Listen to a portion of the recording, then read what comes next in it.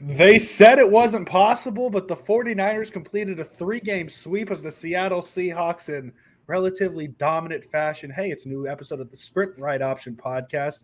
Come hang out. Starts now. Welcome, everybody. We are live. My name is Jason Aponte. I am Andrew Pasquini. We're working. That's it. We're working over here. That's it. Let's go Niners. Let's go Niners. Sprint Right Option podcast. Oh my goodness, it is an early afternoon, late afternoon edition of the Sprint Right Option podcast. I am Andrew Pasquini, joined as always by the beautiful, the wonderful Jason Aponte. And Jason, before we dive into the 49ers Seahawks specifically, god damn, I love football. What a phenomenal weekend of football. Yeah, every game was good except for the 49er game, really. I mean, it was good with the result, but every other game was great. And the NFL has done a really good job this weekend, man. I mean, Miami on their third-string quarterback, they played their ass off. Shout out to the Giants, the Jaguars, the Chargers suck. It was a really good weekend for football, aside from it was just the one 49er blowout. And then hopefully that continues today. And even too with the Niner game, there was like a 15-minute stretch where it's like, oh, this is an oddly competitive football game. I wasn't sure if nervous was the right word to use, but it definitely got interesting. We'll talk about it. And Jason, let's just get into it. I want to start with what I think is the football guy equivalent zodiac sign question of what was the turning point in your mind of the game? The Charles Omenihu strip sack or Jonathan Abram pulling Deebo Samuel's leg? I think it was the Debo play. You heard Kyle Shanahan. I mean, I'm writing an article about it for Niners Nation, so I researched it. Kyle spoke about that pissed me off. That got everybody going. The Omenihu thing from a football momentum standpoint, obviously you could probably point to and say that's a football play that is a sack and a fumble and changes possession in the red zone. But Jonathan Abram poked the bear, and it was something that kind of gave the 49ers a little bit more focus. It was a wash right after that. Yeah, and no matter how you look at it, it's either the Niners outscored Seattle 18-6 after the Omenihu strip sack, or if you want to take it back to the Deebo Samuel play, they outscored them. What would that be, 25-6? So just a really dominating performance. Whatever you say was the play of the game, the Niners dominated from that point on. It was interesting. We'll dive into the specifics of it, obviously. Let's start, as we always do, with the quarterback position. And it was a little bit of a conversation. Brock Purdy didn't look great in the first half. For me, because Jason, you're the tape guy, you know what you're seeing when the Niners are running their offense, all that stuff. To me, it felt like things were just off. Maybe not necessarily off throws, misfires. It just felt like there was some sort of miscommunication. Maybe Purdy thought somebody was going somewhere, but they went somewhere else. Things like that. What did you think of Purdy's first half performance, and then obviously what you thought about the second half? I think it was a combination of the ball being slick and Brock Purdy just with a little bit of nerves. I mean, you see that throw to Ayuk, the deep over, but Deebo Samuel's running underneath by himself. The kid just needed to settle in a little bit. Took him a little bit longer than 49er fans would have liked, but I mean, he's still poised, he's still confident, and this offense scored 40-something points. And for the large part of the first half, the offense wasn't clicking. So I think, again, here we are, another week. We are here saying this team has still not played a perfect game yet. They still have not put it all together yet. They're still not firing on all cylinders, and yet they're scoring 30 and 40 points easily. It's incredible to see. To me, the biggest takeaway to me is that the Niners legitimately took an entire quarter off. And I know this isn't exactly a Brock Purdy specific conversation, but the 49ers took the second quarter off. There's no way to look at it any other way, in my opinion, and they still won by 3 scores. Yep. I don't know what else you need to know about the 49ers. And I know people don't like the Seahawks here. Shocker, Jason. Niner fans don't like the Seahawks. But we're at a point in the year where if you're one of the final 14 teams, you deserve to be in the playoffs. And at some layer, you are a good football team. And the Niners took a quarter off against a good football team and still somehow won by 18 points. And it wasn't even an exciting 18 point. It was a pretty boring one in the second half. Jan, thank you for the donation. BCB yelling at BA after a failed route is all we needed to see. Demands greatness and his teammates react to it. TB12 all days. He is QB1. Jason, it sounds like you have something you want to say on that. Yeah, I mean, I don't know if you guys saw inside the NFL posted a clip of Deebo Samuel's score, and they're on the sideline, and Brock Purdy walks up and says, he's like, hey man, what a play. It's like, it's really fun to play football with you. And he's like, great block, BA. And it's just like, again, we kind of look back at Jimmy Garoppolo's 5 games, and there was all those cool inside the NFL clips that kind of made us believe. I think they do a great job of doing that to fan bases and everything. But yeah, he certainly looks like it's not too big for him, and he can always bounce back, and it never feels like it's out of control, right? And it never feels like it's too big for him. Shout out the Tex Ass Tickler. The Vikings will not beat the Niners. We saw him last week talking to his Vikings. I like that. I like the attitude coming back with it. Appreciate it. Jason, I mentioned on Friday the 6 quarterbacks who have won their first ever rookie playoff start. The 6 rookie quarterbacks to win their first ever playoff start. And I mentioned Russell Wilson had the most passing yards out of those 6 quarterbacks with 187. Brock Purdy had 332 yards. I know a lot of it was the big play at the end of the game. Deebo Samuel, we'll talk about him in a minute. He has the it factor, and the most impressive play of the game from him. I don't want to harp on Brandon Ayuk too much because A, I'm a very pro Brandon Ayuk guy, and B, the game was already over. But I don't like to use this word much, but the very Mahomes-like scramble in the back of behind the line of scrimmage, finding Ayuk in the back corner. And it kind of brings my point to, I really like that Brock Purdy seems to sense pressure. Maybe he bails out a little too quick here and there. Maybe he does, maybe he doesn't. But he definitely can sense it. That's something I don't know if we've had with the Niners quarterback. I don't even know how long it's been since we've had one. But he seems to have this feel for the pocket that I haven't seen in a while for a 49ers quarterback. And it's especially impressive with I almost had 3rd round pick, a 7th round pick, dare I say, Mr. Irrelevant. And it just seems he has that bounce back ability as well. Whatever Kyle Shanahan said to him at halftime, it stuck. It absolutely stuck. He 3 touchdowns on the game. I'm not going to go as far to say what Jan said about QB1 because, as I said, we're saying that's a conversation for March. I'm not too worried about that right now. It's very hard. This is the most non-committal answer I can give right now. It's very hard for me to see anybody, at least currently on the 49ers, being the starting quarterback from here on, other than Brock Purdy, but that's not a conversation for now. I'm very excited for what Brock Purdy can bring, especially in these next 3 weeks. Yeah, and I mean I think that's a fair answer. Again, there's so much more that needs to play out. There's so many other things, other variables, right? How does Trey Lance look in training camp? What is it going to look like? So, yeah, I mean, you can be excited right now while also being non-committal at this point because I think that's all you're going to get all offseason in terms of these answers from Kyle Shanahan, John Lynch, whenever they're asked, if they go on KMBR, they're at a press conference about who's the quarterback next year. We're not talking about that. We're not really worried about that right now. Like so if your coach isn't going to give one, fans don't have to jump out there and give one either. I mean, you can give your opinion on anything you like. I'm just saying, like, you don't have to have something in stone on January 16th.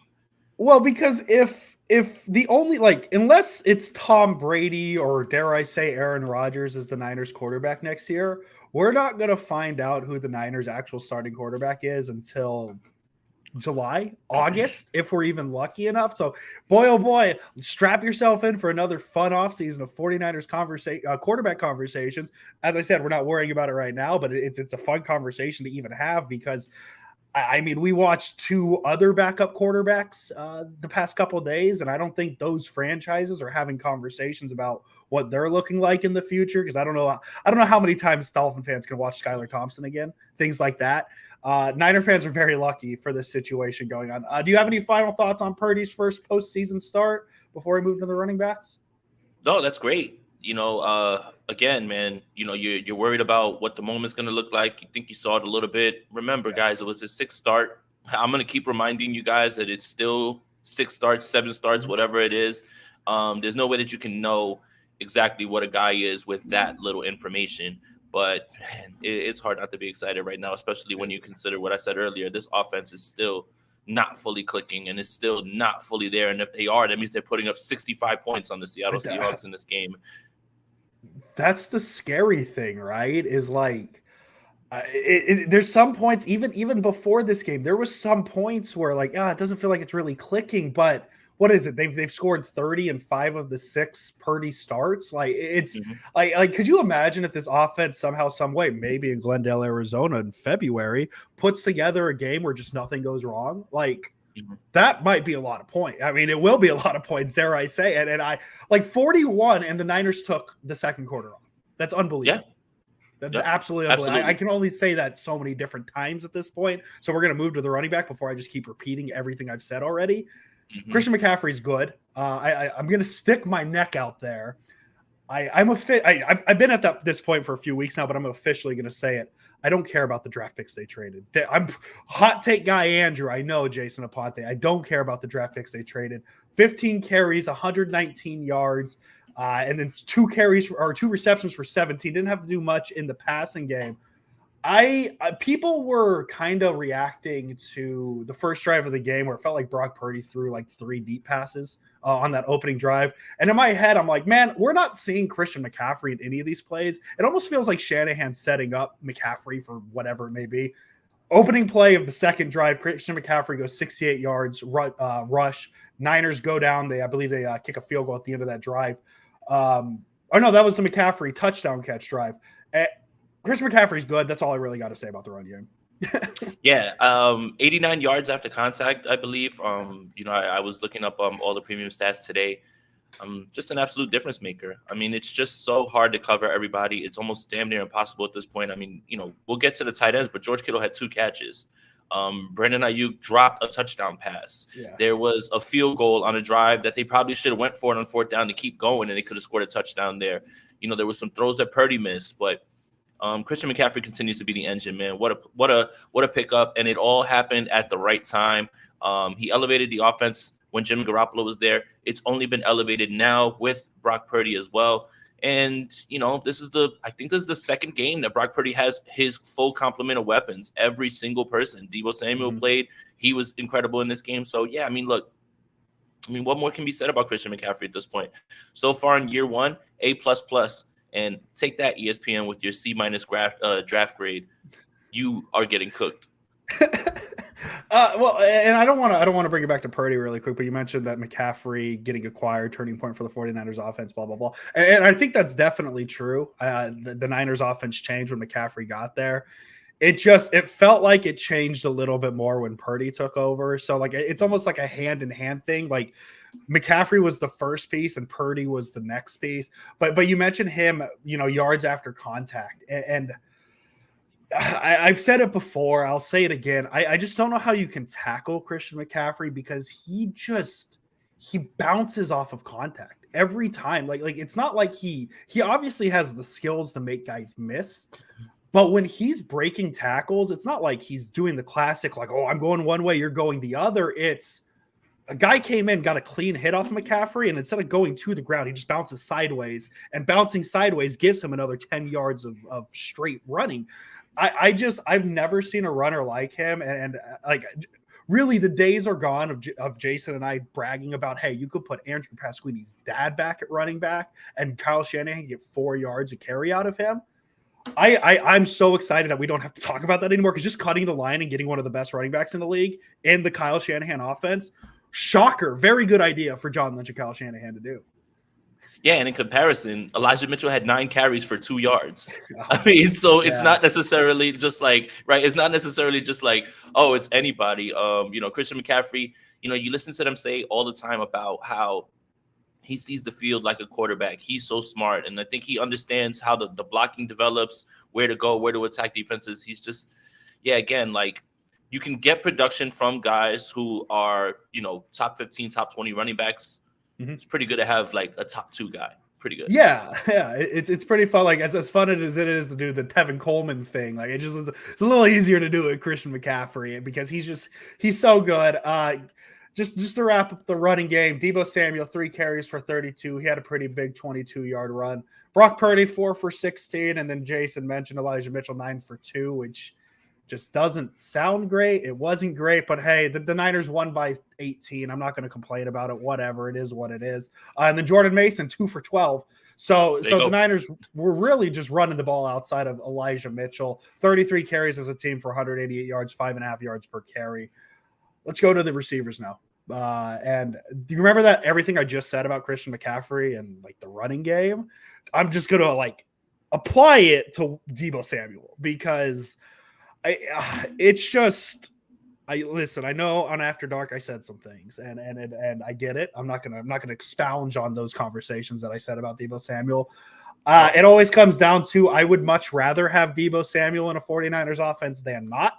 And we see that, right? I talked about how the Niners offense seemed to be working just as well with or without Deebo Samuel. But then he does things like, I don't know, a 74-yard touchdown run where he's just untouched, just looking as dominant as ever. Just every Deebo Samuel run you've seen. I would much rather have an offense with Deebo Samuel than an offense without Deebo Samuel. And I know I'm really sticking my neck out there, Jason Aponte, but a lot of hot takes today. A lot of hot takes today. But Deebo Samuel, 6 receptions for 133 in the touchdown, the 74-yard on 9 targets. And once again, to bring it back to McCaffrey, the Niners now have 2 players where if they have like 3 yards of space, that's about 2.5 yards too much of space. And they just do the exact same things on different spots. And I saw a map, and if I could find it, actually, we could pull it up. I saw a map of the average place that Juszczyk, McCaffrey, and Samuel were lined up on Saturday. And how do you even defend it? How do you even stop it? Because they're lining up in the slot. They're lining up at running back, fullback, out wide. And there's just no way to stop it. So, yeah, everything I said about Christian McCaffrey, just about Deebo Samuel. Same thing. Yeah, 32 rushing yards as well, too. I think he had 2 carries. So, I mean, that's 2 or 3 carries, something like that. So, yeah, I mean, look, yeah, it's just, again, it's an embarrassment of riches. I mean, Deebo is the weapon on someone else's team. He's some weeks he's an afterthought. Some weeks he's the focal point. There were so many guys running wide ass open. And it was either Purdy just missed them or didn't see them. But there's always going to be that. When you have these people that can demand this amount of attention, this is like Kyle Shanahan's just messing around with people. Like he's a kid in a candy store now at this point. And Brock Purdy's distributing the ball very well. And that's the thing. It's just you have to get the ball in his hands one way or another, and that's it. He let him do the rest. So, shout out to Jonathan Abram for trying to injure him and kind of woke the team up. And now that's on you now, buddy, because I don't even know why he did the jersey swap with him. I would have punched him in his face after the game. What are we doing, man? But yeah, again, good to see you, buddy, man. And again, 1 week it could be Ayuk, 1 week it could be Deebo, 1 week it could be all of them. It's just incredible to look and marvel at these damn pieces, man. That other teams are just looking and wishing that they had. Well, and that's the thing. Like this was the week where it wasn't even necessarily Sam, because Ayuk was pretty damn good. 3 receptions for 73 yards, 24.3 yards per reception, which I believe might be one of the highest he's had this season. Yeah, it's the second highest this season. Tampa Bay, he had 28.5 on 2 receptions per reception. I felt like Brandon Ayuk, the easiest play of the game, and it was pretty much all of Brandon Ayuk's receptions on Saturday, was him 15 yards downfield, cutting in, middle of the field, just bubble. He's in his own area, and that was also the same thing for the Deebo Samuel play. It really felt like 5 yards and past the line of scrimmage in the middle of the field, the Niners had whatever they wanted, because Jordan Brooks had a few near interceptions of Purdy not seeing him in that 5-yard area near the line of scrimmage in the middle. But once you got a little deeper, I felt like the Niners had that all day. Brandon Ayuk really took advantage of it. George Kittle had 2 receptions for 37 and 23, the longest of his 2 receptions. It just felt like the Niners had that middle of the field, and that's where the Niners really like to operate, with the guys that can run with the ball. Yeah, I mean, Seattle was cool just being in cover 3, and Kyle said, okay, here's all the cover 3 beaters I can throw at you. You have that dig route that comes right back into the middle of the field for Ayuk, wide open. You do whatever you want with Christian McCaffrey out of the backfield, slipping out, here and there to get him the ball. It's just Kyle had an answer for everything. And Seattle just seemed like they were just going to sit there and cover 3. So Kyle's like, all right, our kid can pick you apart, and we're going to have guys running wide open. It's hard to stop this offense when they have something that they know exactly how to beat your defense with.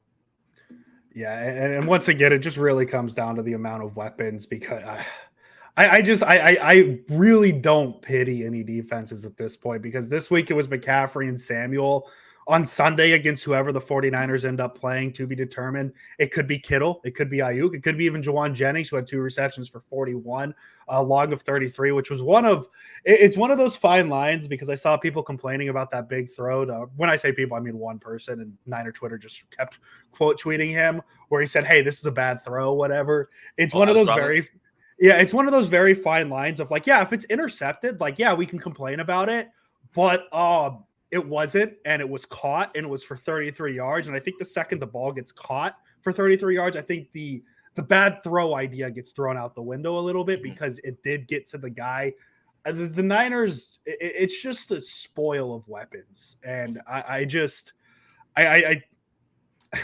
want to get too confident in it, because obviously things happen and whatever, but I just don't see any of the remaining, what are we at, 9 teams, stopping it. And that's maybe my fault for getting too hyped. But I just don't know how you stop this offense at this point, especially with the quarterback. As we said, 30 or more points in 5 of 6, 6 of 7 of Purdy's games.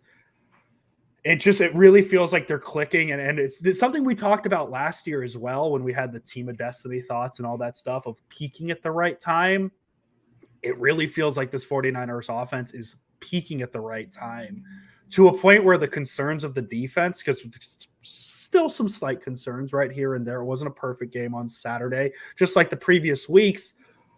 But man, if the offense is putting up 30, 40 points a game, I don't know if I necessarily care about the little issues the defense have, because I trust that even with the defense having little issues, I mean, the most I can imagine a team scoring against this defense right now is, I don't know, 23 points. Oh, weird. The Seahawks scored exactly 23 points.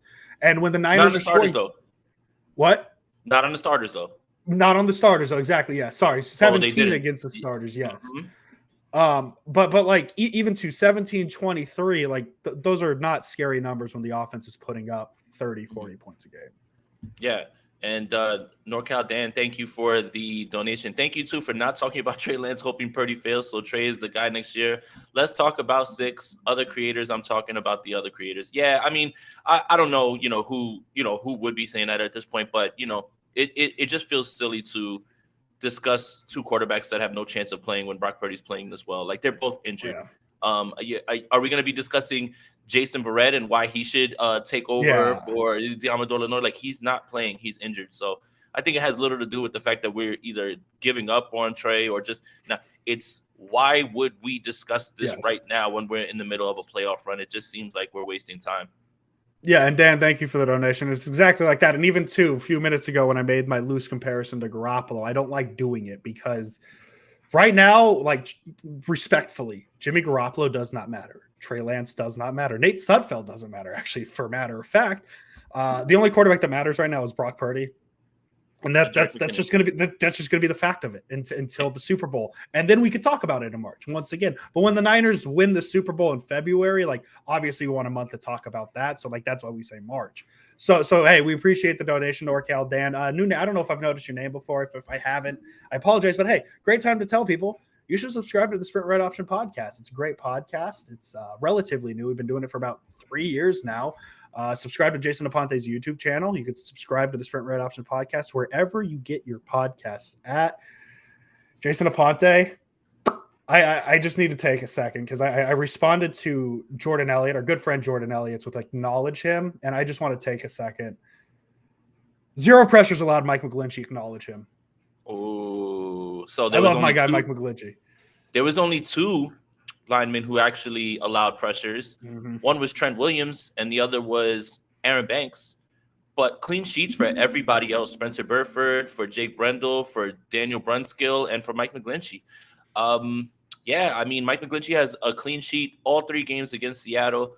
This offensive line is just continuing to play well. Like, if I would have told you that there was going to be 2 people on this offensive line that we're going to allow a pressure, people would probably run to say Mike McGlinchey or someone else. But no, it was Trent Williams and it was Aaron Banks who actually allowed 2 or 3, I believe. So, yeah, I mean, clean sheet. Brock Purdy, again, he can move. That helps. I don't know if that helps define what a pressure is and can they get away. But, yeah, man, I mean, offensive line played very well in this one. Yeah, the 2 pressures from Aaron Banks, 1 from Trent Williams. And really the key is 0 sacks. And we mentioned his mobility in the backfield with Purdy. He had a couple of those plays. The Elijah Mitchell touchdown pass, the little dump down, was a going to the. He really likes to break to the left and come back right. That's just kind of his thing. But he had that as well. His mobility is definitely helping, and kind of like the Trey Lance conversation earlier in the season, Jason, when we were talking about, hey, how concerning is this offensive line? We talked about, well, maybe Trey Lance's mobility makes this line look a little bit better. But when we talk about mobility, it's not necessarily being able to break out for big runs. And we're seeing it with Brock Purdy. His ability to move around in the backfield, making a decision, keeping his eyes downfield is helping this offensive line because, yeah, if a free runner comes at him, he has that ability to spin out of it and move around in the pocket, try and make something happen. And I know we're making the offensive line talking about Purdy, but like the other thing I really like about Purdy is his ability to throw the ball away. He is not afraid to throw the ball away at all. So this offensive line, I think with Purdy, it's been so good. And I think this offensive line kind of gets brushed over when you talk about all the other weapons. And of course, because it's football, there's guys like Brad Graham who loves to highlight the offensive line, but I think a lot of fans see what the weapons do. But this offensive line deserves a ton of credit for 3 pressures against Seattle, what they've done with Brock Purdy.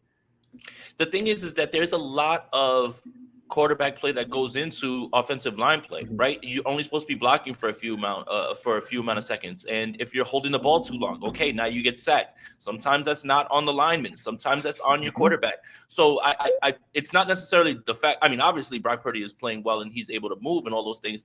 His 10-yard splits are actually better than Lamar Jackson, which proves short area quickness is probably what you need more in the pocket than you do with long speed, because Brock's not going to be running down the field 30, 40, 50 yards. But at the same time, there has to be a little bit of nuance when you're talking about line play.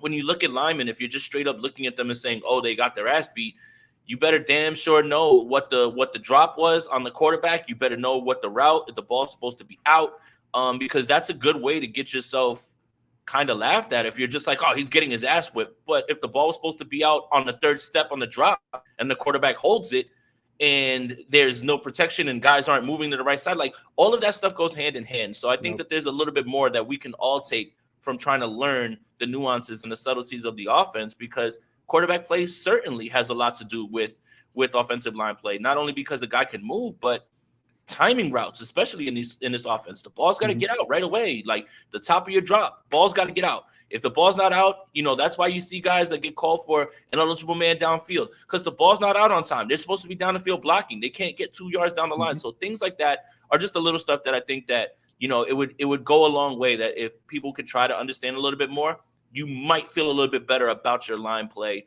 overall. Yep. Yeah, and I just feel better about any offensive line that has Trent Williams and Mike McGlinchey as the bookends on it as well, and I think that helps. But the Niners' offensive line has just been clicking. Do you have any other thoughts on the offensive line before we transition to the defense, Jason? I want to make sure you got everything out. No, good for you, Daniel Brunskill. Continue to keep balling, man. I mean, this rotation, I don't know why you're doing it or what you're doing it for, but it's working. I don't care, man. I don't have to get it. So it's absolutely where I like maybe after the season somebody will ask Kyle what the rhyme and reason between the rotation was, and was it just feel, but I don't care about it right now because it's working. So who cares? It's a good time. Niners defensive line, pretty good. Pretty good. 3 sacks on the game, 2 from Charles Omenihu, 1 by Eric Armstead. And the interior of the Niners defensive line really started the game hot, kind of set the tone early. Kenneth Walker started the game with a 9-yard run. Javon Kinlaw then blew up his second run for a loss of 1, a tackle for loss on the second play from Kinlaw. And then Eric Armstead gets a sack of Geno Smith, the first of 3 and out, to open the game for the 49ers defense. 16 total pressures. And you'd be like, wow, Jason Aponte, 16 pressures. Holy heck. How many did Nick Bosa have? 0.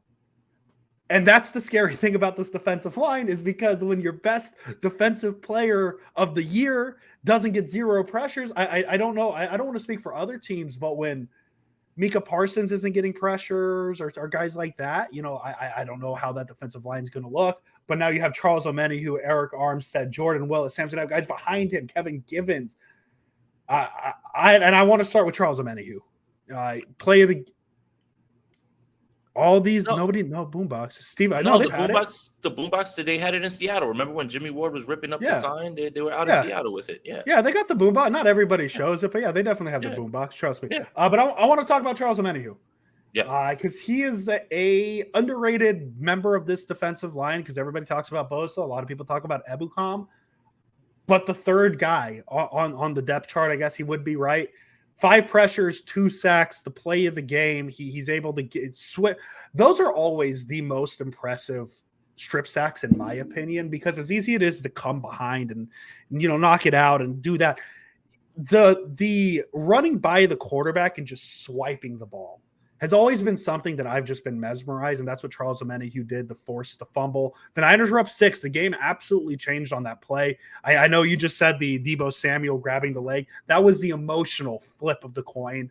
The physical play that changed the game was the Charles Omenihu strip sack of Geno Smith. Niners go down, scored, make it a 2-game lead, or a 2-point 2-score game. God, I'm a podcaster. I know what I'm saying. A 2-score lead really put the game away.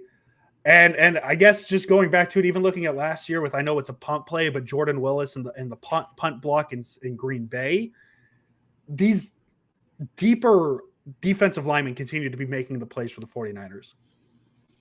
Charles Omenihu, you're going to get paid, my friend. I mean, he was already second. He was already second in every single statistical category behind Nick Bosa. And again, man, front office, Chris Kosaric, they just know how to bet on the traits, and get the most out of them. Javon Kinlaw played 30 snaps. That's really good, a good sign. Armstead still doing what he does. That's really good as well, too. I mean, they're just so deep. Kerry Hyder, Jordan Willis. I mean, T.Y. McGill. Like, this is such a deep defensive line. They're going to be able to rotate fresh guys in and out, especially when you consider the nature of the score later on in the game.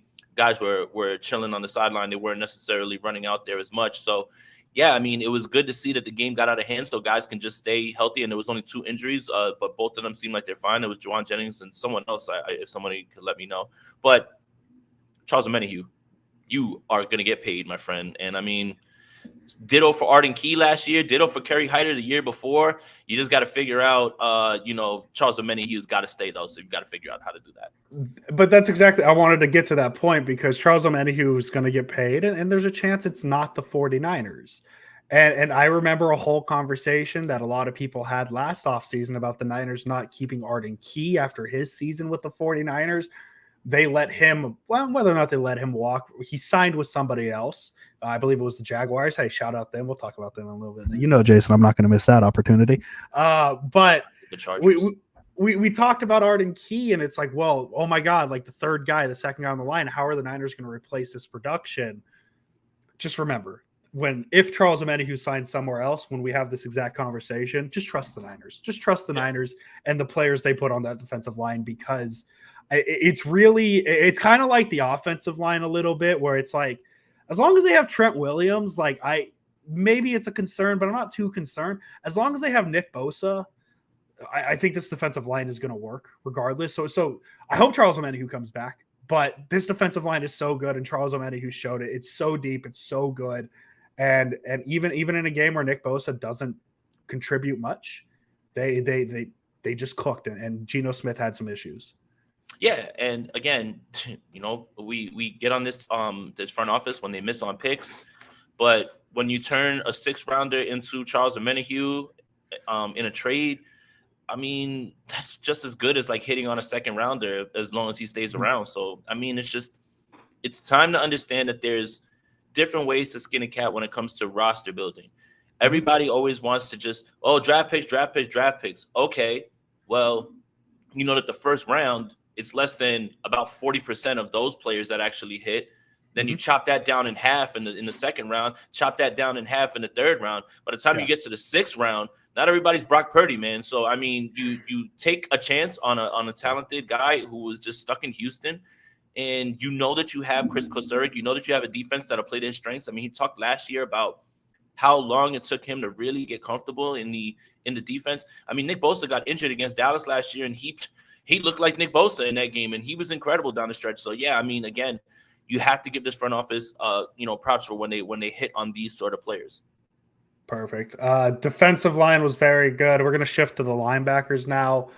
Dre Greenlaw had a quick injury scare. He finished with 11 tackles, 8 by himself. Fred Warner, 6 tackles, 5 by himself. I don't have any specific notes on the linebackers. Admittedly, that's the one position on the defense I struggle with knowing what looks good, what looks bad. I've said that before, not the first time I said, probably won't be the last time I say it. So, Jason, what were your thoughts on Dre Greenlaw and Fred Warner against the Seattle Seahawks? I mean, he has 6 defensive stops of I believe the 19 that the 49ers had. I mean, 11 tackles. The only thing is I don't know how PFF is doling these things out.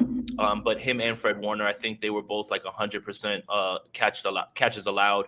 I don't know what that means. Again, they kind of dinged Fred Warner in the Raiders game for that play. We can argue all day about who we really thought it was. So, but other than that, I mean, Greenlaw just continues to be sideline to sideline. Fred Warner's Fred Warner. Aziz had nothing basically in the stat sheet this week. And we did get to see DFF. So DFF Hive, stand up.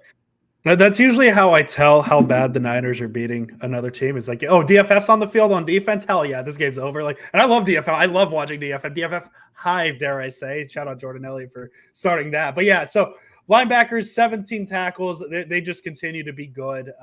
Sideline to sideline, all that fun stuff, Jason. Thank you for that. I appreciate it. I've noticed that the PFF coverage matchup numbers are pretty mean to linebackers. I've really noticed. Like, I don't know what it is. They seem to pick on linebackers quite. It seems anything in that like 5 yard in the hash marks or the pocket, I guess you'd say, on the defensive side, any reception there is given to the linebackers every time.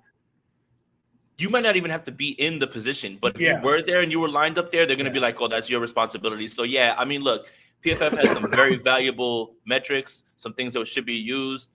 Some other things I think you can use your eyes for. Again, I'm going to bang the table and just continue to tell you, you need to be able to have film and analytics go hand in hand. One cannot be valued without the other. It's got to be a little bit both. We're going to go to the secondary, Jason Aponte. And man, opposite day, Andrew Pasquini. That's I'm trying to figure out how to word it as best I can.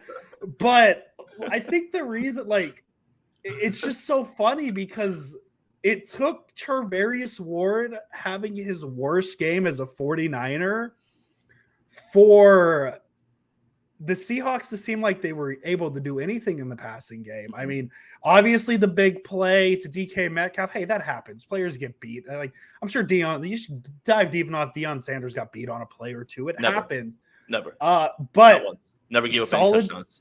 Solid game by Diamador Lenore.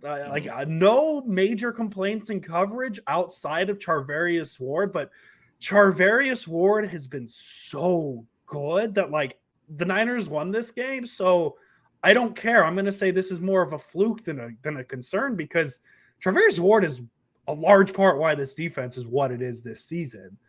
So I'm not going to harp on him too hard. Yeah, and Jan, thank you for the donation. Blitz packages were unexotic. That's a word, yeah. Unexotic, saving for Hurts and Patrick Mahomes.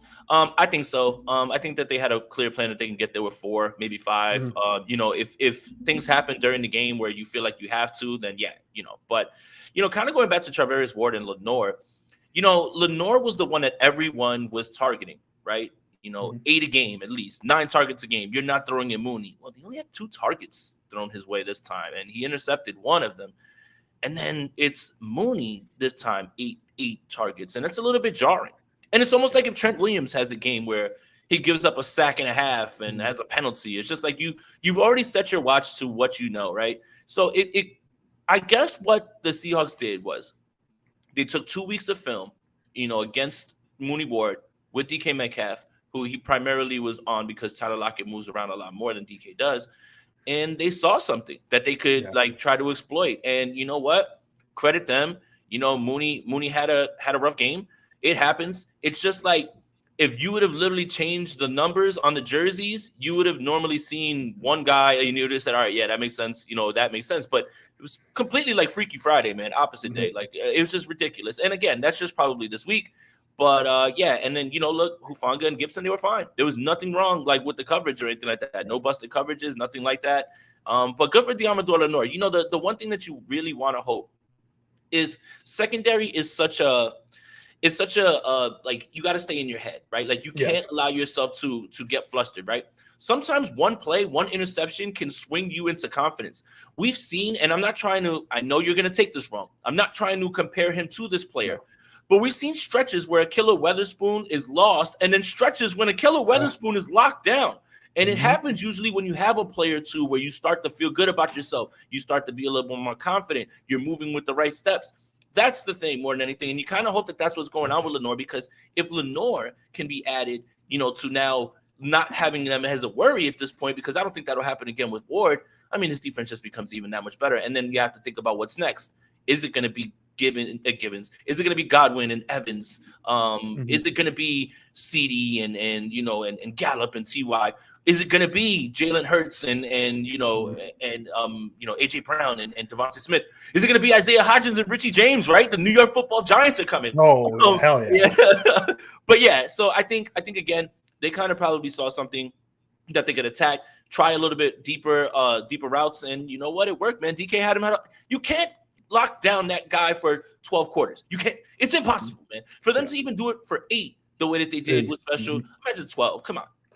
Yeah, and I think, too, the timing of it didn't help as well, because it really felt like early on in this game, Niners jumping out to the early 10-0 lead, like the Niners were going to run away with it.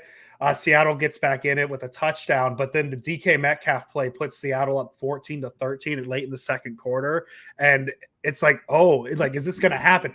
If Charvarius Ward gives up that touchdown, dare I say, when the Niners are up like 31-17, kind of when the game started getting away, I don't think people are too worried about it necessarily, but it was just kind of the timing of it.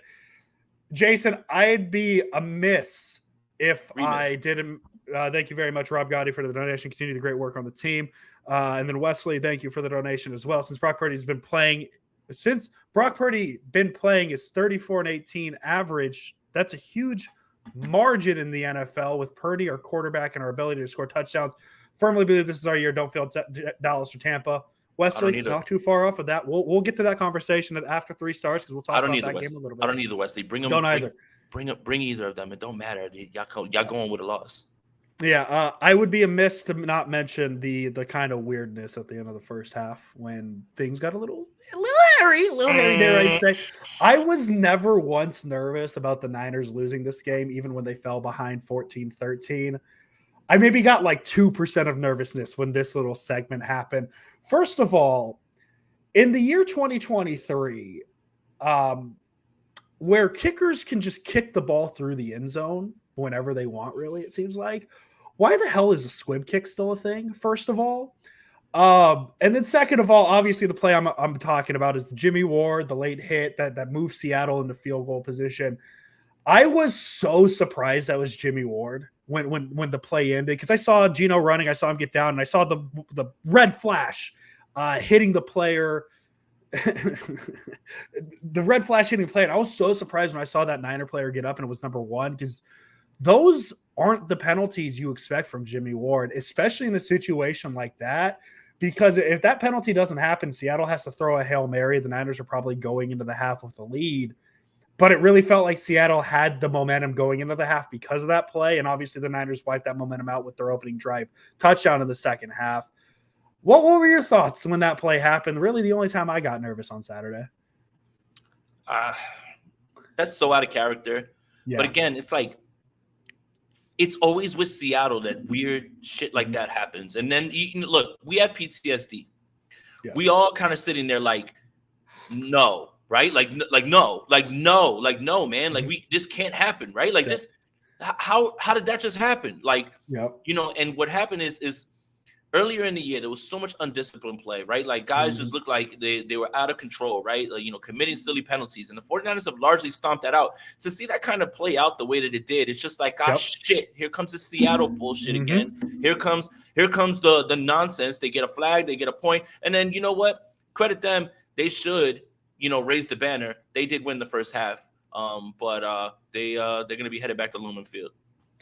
And before we dive into our 3 stars, like I do want to give the Seahawks credit. Like they weren't supposed to be there. I I'm going to say it. I think Geno Smith is the right guy for them to move forward with, at least for the next. I'm not saying he's the fix-it of all, but like I think he can make them a consistently good offense up in Seattle. So I do want to shout out the Seattle Seahawks really quick. I know we like to shit on them a lot, but there was a reason they were there. They absolutely deserved to be there, and they just ran into a better football team, and that's going to happen in the playoffs. So shout out the Seahawks for their season. I want to end on that. Shout out the Seahawks for smashing their draft and now having a high pick and being able to put themselves in position where they're going to get some players back, man. I mean, you get Kobe Bryant, Tariq Woolen, 2 starting tackles, Kenneth Walker out of the same draft, and now you're going to have a high pick because double agent Russell Wilson is actually doing stuff for you, man. Hate to say it, but this is turning back into a 2-team race in this division because Arizona and Los Angeles are done, man. So settle in. We'll see you again, Seattle, unfortunately. Hey, man, why, like, at least Cliff Kingsbury's having a good time in Thailand. So shout out that. I've never felt a quote more than I felt that one. Like, yo, I don't care about this football stuff. I just bought a ticket to Thailand. Like, I don't want to talk about it. So shout out Kingsbury for that. That's cool, right? I mean, he's packing up his house when he gets back, so you might as well just go have some fun. Dude, I love the idea of a one-way ticket too. Just like he may never come back. He might like it enough out there, just never come back and live his life. And there is no better job in the NFL than being a fired NFL head coach. Because he has 4 years left on that contract. Yeah. Cardinals got to pay that out. He could stay in Thailand for the next 4 years. He'd be fine. I would bet money that he would own a large piece of land out there and be like the Sultan and shit out there, like the king out there. He's the Wolf of he's the Wolf of Wall Street, and I know that's a stocks thing and not a real estate thing, but like he's the Wolf of Wall Street in Thailand. They're making a movie off him. They don't even know he's a former NFL coach. He's just some guy who's really savvy with guy real with estate. hair. Yeah. And he's like got a nice beard. The Cliff Kingsbury of Thailand, if I would. I love that. Absolutely, Jason. Hey, do we want to get to 3 stars? Yeah, let's do it. Let's do it. My number 3 star, I'm going to say number 3/2 star because I think they're interchangeable. I'll go with Christian McCaffrey as my 3 star. I mean, we talk about the importance of him on this offense all the time.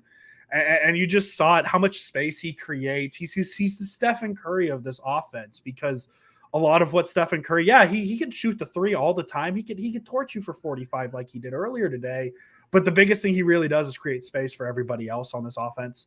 But Christian McCaffrey at the same time give you 119 while giving space for everybody else. So Christian McCaffrey is going to be my number 3 star. Big game for him through the reception as well for the touchdown. I'm going to go Christian McCaffrey, my 3rd star. I'm going to go offensive line. I mean, a clean sheet for those guys. I mean, especially, Aaron Banks was back, so you got to cut him a little bit of slack.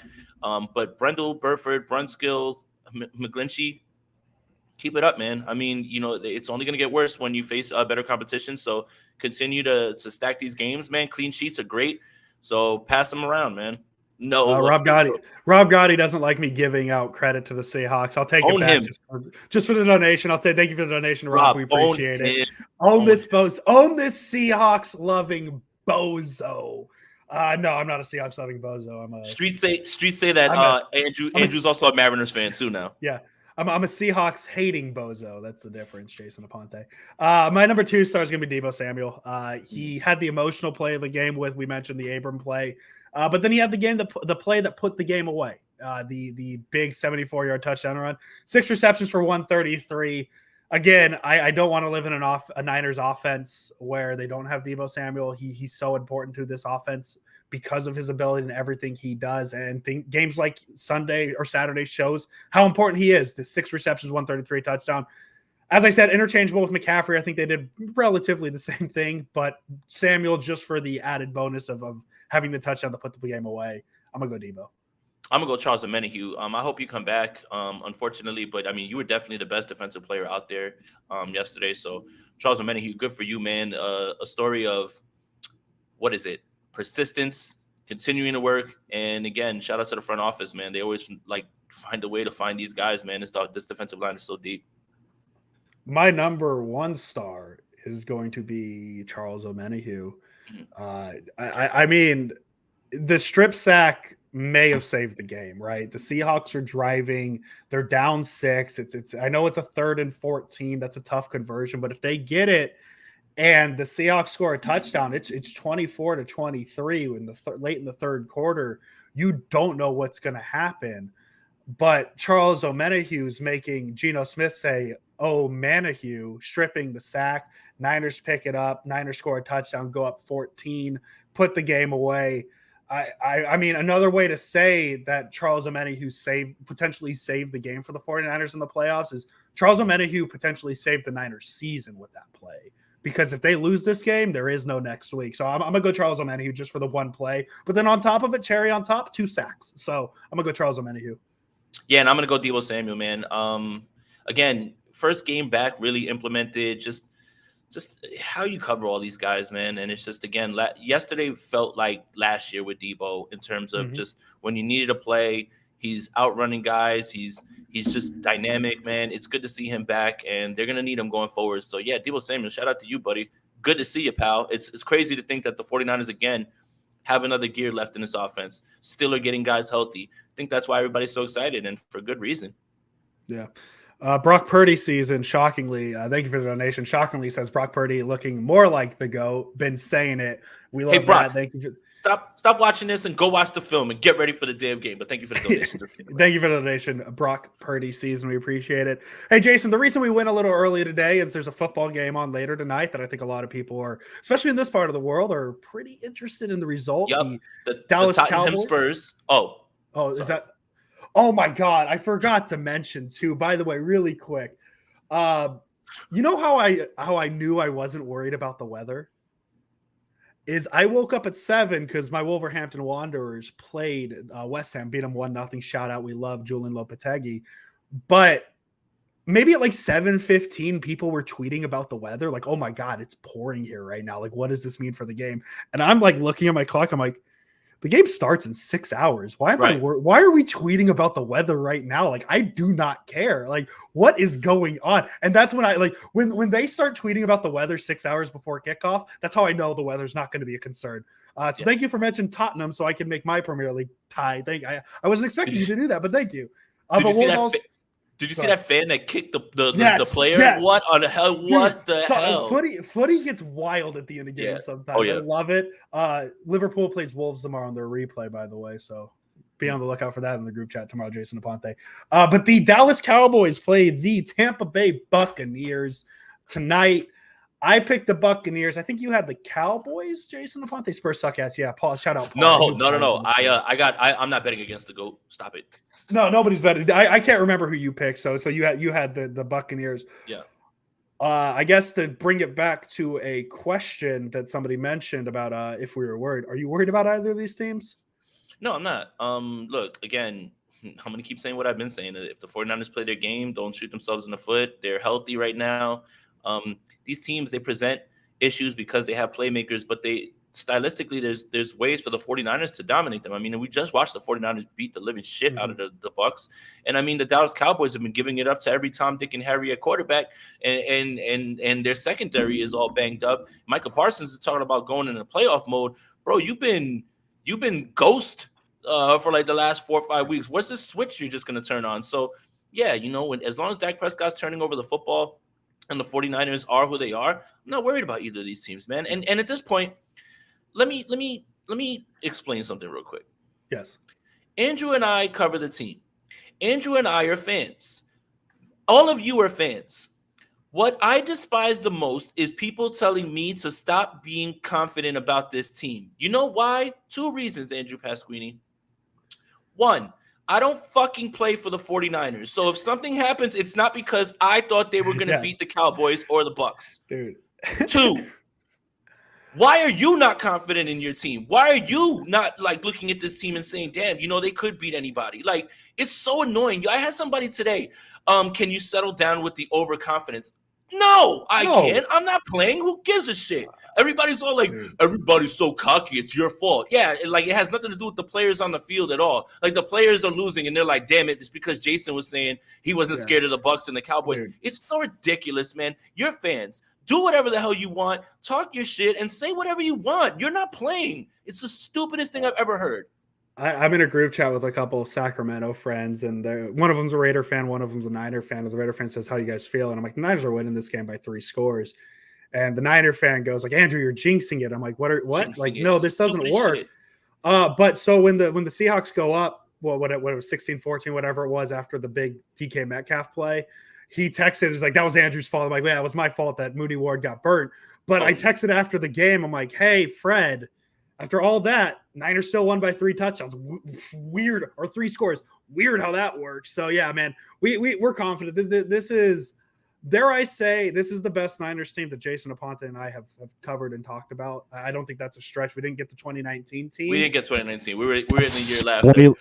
Spoilers, maybe this team's better than 2019. I think they are. Yeah, so I don't think 2019 really affects that, Jason. So, this is easily one of the best Niner teams in my lifetime. I know, Jason, you got a few more good teams. I know. That was me being careful. That was me being careful. You watched that. You got to see some teams I did not get to see. And I don't remember 94 because I was 2. Okay. Is that the best way to say it? So, like, this is one of the best Niner teams in my life. Hey, Jason, do we want to just really quick dive into some of the happenings? And I want to start happenings of the weekend. I just want to start with a text I received at 5:56 p.m. on Saturday. The Jaguars suck. This was the easiest call. Dude, it was, man. Fuck the Chargers. They suck, man. Oh, my God. How do I get dinged? They put 27-0, 4 interceptions, and I'm like, there it is. They're the Chargers. Yeah. They can't blow this. What the hell is wrong with these people, man? Oh, my God. Fire everyone in the building. Evict them from SoFi. The Chargers deserve nothing, man. That's embarrassing. That is embarrassing. Oh, my God. And then as they score, this is the funny thing. So I sent that to the group chat, and that's me, like, thugging on Andrew a little bit. Would never do it on the timeline. Would never do it on, in any public forum. But it's like watching a car crash develop. The Chargers let another score in. They let another score in, and you're like, oh no. And you're literally watching this car accident, this train wreck develop, and it almost became a certainty after, like, the 3rd touchdown, where you were just like, yep, they're blowing this. This is it. Like, and it's so Chargers. Unbelievable, man. If I was a Chargers fan, I don't know. You know what, though? Andrew does deserve to take a victory lap because he was right. No, but it doesn't matter how you get it done, though. It doesn't matter. If you bet money line, yes, right? You bet Jaguars money line, and they won in that fashion, the bookie doesn't go to you and say, I can't pay you everything. They should have lost. No, a win's a win is a win is a win, and you called it. Well, and that's my thing too, because people were talking about, like, they were more so worried about how dominant the Niners would look like in a win over the Seahawks, and it's like, man, it's the playoffs. They could win 3-2, and I don't care as long as they win. I don't care how it looks, and it's kind of the same thing with the Jaguars. And I'm not going to give you a hard time for missing on that pick because it took a historic collapse for you to be wrong. And that's not your fault. It's just the Chargers are the underground Cowboys. They don't make the playoffs enough for people to make fun of how often they choke. But man, it's unbelievable. It's almost unbelievable. Chargers, Matt Ryan, Falcons, whoever, all the same thing, bro. All the same thing. I can't believe it. It's just unbelievable that happened. And then I want to see if you agree with this take. We're just kind of going through the games really quick before we get out of here. I think entering the postseason, I had 3 teams I was afraid to face as the 49ers, and that was the Eagles, the Chiefs, and the Bills. Very fair. Buffalo don't scare me anymore like that. I think that so that was my question. Can I cross the Bills off that? Because I think Josh Allen turns the ball over too much for me to really be. He's very good, and it's kind of the same thing of me wanting Tom Brady next week. Like, I'm kind of scared to say I want Tom Brady next week. I don't know if I want Josh Allen to face the Niners, but he hasn't exactly instilled confidence. I think he's it's very good. He is turning the football over. He's great. Yep. He is turning the football over. But he'll like strike a 61-yard piss missile down the field in the air, and then he'll have this interception. But I do want to say this about Buffalo. It's been really emotional for them, man. Something felt like they were a little bit tired, worn down. And dare I say, Andrew Pasquini, division games are strange. Yes. And you have to give the Dolphins credit, man. Yeah. Mike McDaniel forgot how, calling plays and stuff like that worked and all that, but hey, they were in that game the entire time and they took the lead. They had Buffalo shook, man. I don't know if you can cross them off And again, a win is a win, right? Literally, I'm gonna Mhm. go literally right back on what I just said. Win is a win is a win is a win. But when Mhm. you consider the circumstances at home and how good and how much we think of this team, like this isn't the Buffalo Bills with their backup quarterback, right? And you're just like, oh, win No. is a win. They're pretty much at full strength at this point, right? Mhm. Like Jordan Poyer's back. It's still Josh Allen. They're home. Josh Allen hadn't thrown an interception in any playoff game in Buffalo.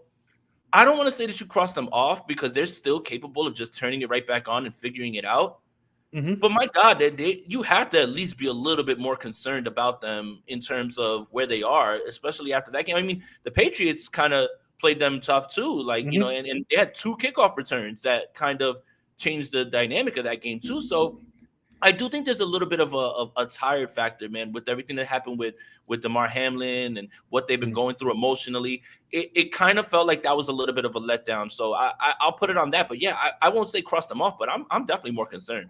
It would be a very interesting matchup to see because the Niners secondary has had their struggles, but the one thing they've always excelled at is forcing takeaways.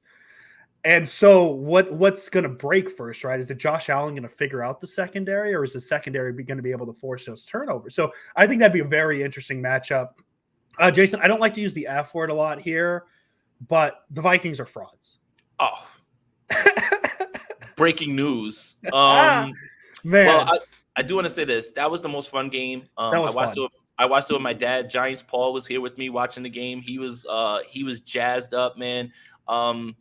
Yeah, shout out to Brian Dable. Shout out to them and Daniel Jones had a great game. Saquon Barkley's great, but yeah, man, the Vikings stink, man. That was awful. I mean, 11 one-score games, you had to figure that was going to go another way, right? And I think they had the 61-yarder in that other game, Yeah. but everything that the Giants did was right in front of them. Their defense is terrible. Kirk Cousins doesn't know depth of target when you need 8. Just Oh throw it my 3. That'll God. work. Same deal, right? Same thing. But I you do have to give the Giants credit. Adoree Jackson came back and they blanketed Justin Jefferson. You didn't even hear his name in this game. Yeah.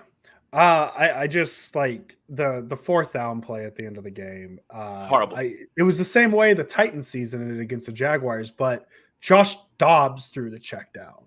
Yeah. And like it's semi-acceptable because it's Josh Dobbs. He was on a practice squad 3 weeks before that game.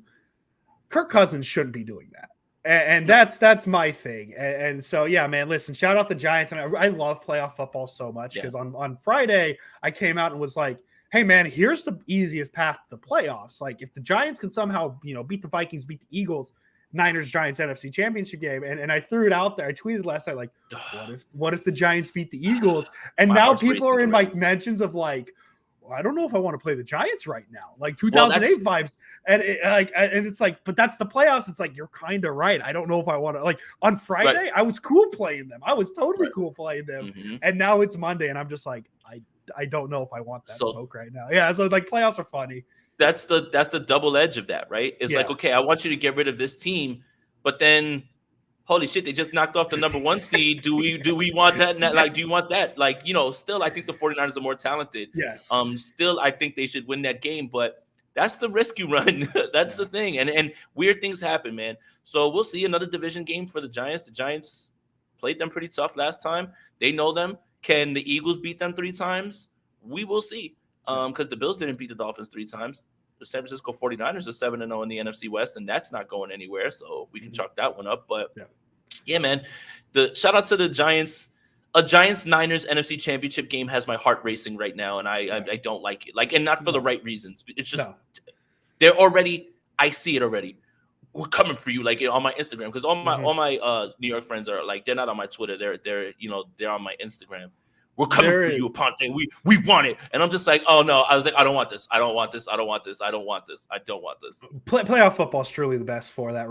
Literally 3 days ago, I wanted the Giants, and 3 days later now, I'm like, I don't know if I want it. Jason, last game, I don't think there was a single bigger play than Sam Hubbard's 99-yard return for a touchdown. Really flipped that game. The Bengals were a fringe team in my mind. I like the Bengals, nothing against them. Really struggled against the Ravens, and it took a really boneheaded play because Trevor Lawrence did the same thing on the 2-point conversion where he tried to reach over and stick the ball out. But in my mind, That's a 2-point conversion. If it goes the other way, the And other from team's the one. getting, and it's from the one. I never like the going over the top thing on a live play because of that. And even too, if you watch, was it Dobbins, the running back? He crashed in to try and give the push, so he's not there anymore. And also the Bengals got away with a block in the back. but we don't need to talk about that. Really an interesting game, just to cap off a really interesting week. And I don't have thoughts on that because I didn't think that game was going to be particularly close because of the Ravens. But as the great Jason Aponte once said, even just 5 minutes ago, you never know with division games. Division games are weird, man. And look, every game was great except for the 49ers game. Yeah. and I don't think that this Bengals, I don't think this Bucks Cowboys game is about to be a blowout either. So the 49ers are the only ones dog walking people here in the playoffs right now. But you have to give credit to John Harbaugh, right? Yes. It's easy to just say, man, you know what, we're going to lay down, but you know what, they didn't, and they were right in it. And without that play, but here we are, and I don't want to trigger 49ers fans, but I'm going to go off a little bit. Greg fucking Roman, you did it again. You have J.K. Dobbins. The man hasn't played all year. He has fresh legs. Give him the ball one time inside the 10. You have the best rushing attack in the league, or one of them. He can't keep getting away with it. He can't keep getting away with it. And you know what's going to happen? He's going to get fired. He's going to get another job somewhere else. That offense is going to start off hot. It's going to get figured out. He's going to get fired. He's going to get a job somewhere else. That offense is going to start out hot. It's going to get figured out. He's going to get fired. He's going to get hired. It's literally death loop. With Greg Roman, it's death loop. That was such a fun question the other week. I forget who asked it, so I apologize. But the one, who would you rather have, McDaniel or Roman? And like, that was something I never thought of that question. So shout out that was a great question. I've thought about that question multiple times since it was asked. So yeah, man. Hey, there's a quick thought about super wild card weekend. Dare I say? Gotta. The Cowboys are already crying. First of all, they're crying, and you know what? Well, don't let the other guy in that locker room hear you crying about what's going to happen in your next game, Dallas. I got a real question. First of all, NFL Rooms tweeted this. NFL Rumors, I'm hit or miss on them. The Cowboys are reportedly not very happy with the playoff schedule due to, if they win, the San Francisco will have more days off. That was always the case. It didn't matter if it was San Francisco. It didn't matter if it was Philly. It didn't matter where they were going. They were playing Monday. The rest of the NFC either played on Saturday or Sunday. The Dallas Cowboys, no matter who they were going to play, were going to have at least 1 day less of rest. So I don't know why this is even a conversation. And leave it to the Dallas Cowboys to give bulletin board material to Tom Brady. Tom Brady hears that you are upset about your next potential game when you have to beat him in Tampa Bay, when you never have, on grass, where you are 1-4 in your last 4 games and your defense is giving it up to everyone. You know, man, the Cowboys deserve nothing. The Bucs are going to win this game. So you know what? I wouldn't worry about your next game, Dallas.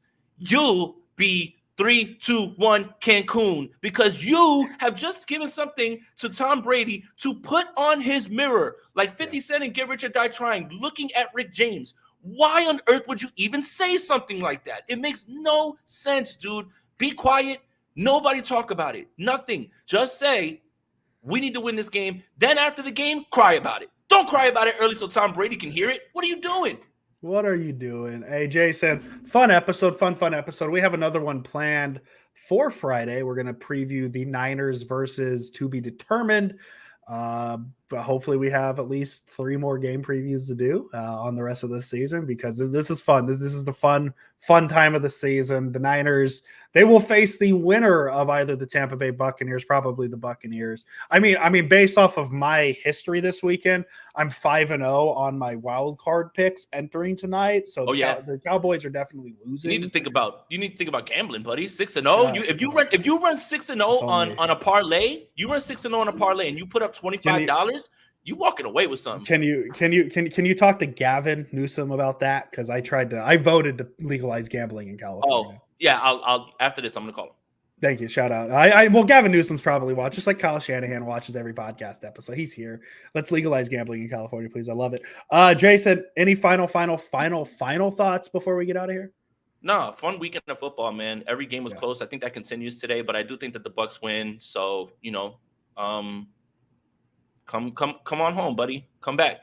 We'll talk about Tom Brady all week, being a former 49er fan and how much the 49ers could have had him. And, it'll be a fun week of rehashing the most pedantic and shallow, terrible narratives about Tom Brady and the 49ers.